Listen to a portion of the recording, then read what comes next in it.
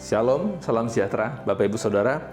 Setiap kita perlu melatih diri dengan keterampilan ketidaksepakatan yang sehat. Keterampilan dalam ketidaksepakatan akan membantu kita hidup dalam keselarasan. Alkitab memberikan kebebasan kepada setiap individu untuk tidak sepakat dan setiap pihak benar.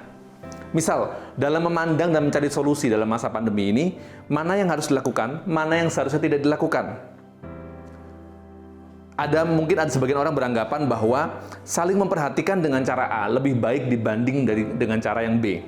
Sementara yang lain juga berpendapat bahwa apabila menggunakan cara yang A, kita sedang mengabaikan sisi hidup lain yang terdampak oleh pandemi ini.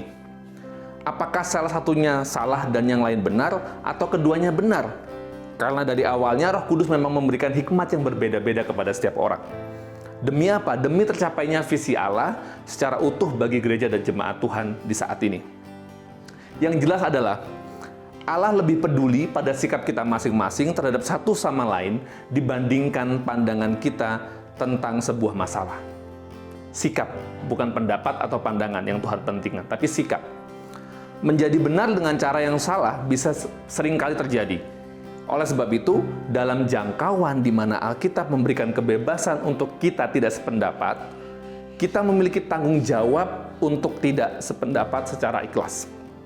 Roma 15 ayat 1-13, ayat yang panjang, di sini mengatakan bahwa memberikan dua cara untuk tidak sepakat dengan ikhlas. Yang pertama, setiap orang di antara kita harus mencari kesenangan sesama, bukan kesenangan pribadi, tapi kesenangan sesama.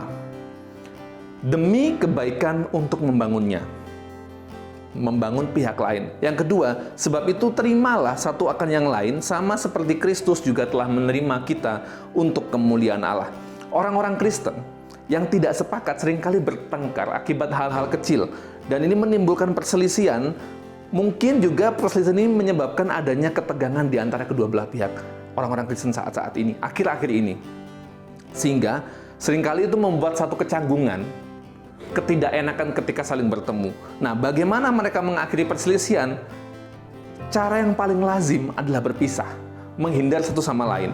Orang-orang Kristen yang merasa tidak puas kadang membentuk gereja sendiri di tempat lain, membentuk kelompok sendiri untuk membuat pergerakan yang lain yang tidak sesuai lagi dengan sebenarnya kehendak Tuhan.